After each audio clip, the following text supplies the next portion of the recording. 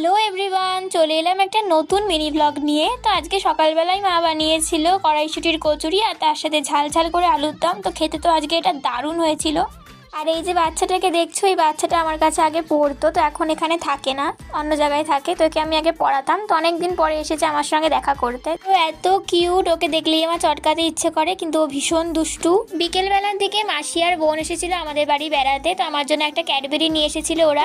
আসার পরে একটু বেরিয়েছিলাম। আমাদের বাড়ির সামনেই কাঠিয়া বাবার আশ্রম বলে একটা মন্দির আছে, খুবই সুন্দর, গুপ্ত বৃন্দাবন বলা হয় এটাকে। আর জায়গাটা এত সুন্দর, গঙ্গার ধারে গেলে আর ওখান থেকে আসতে ইচ্ছে করে না। আর তো এই নিয়ে 5-6 বার ঘোরা হয়েই গেছে, কিন্তু যতবারই যাই মন আর ভরে না, মনে হয় আবার যাই। সন্ধ্যেবেলা ওখানে কীর্তন হচ্ছিল, তো ওখানেও কিছুক্ষণ বসেছিলাম, তারপর নিচে নেমে এসে আশেপাশটা একটু ঘুরে নিলাম।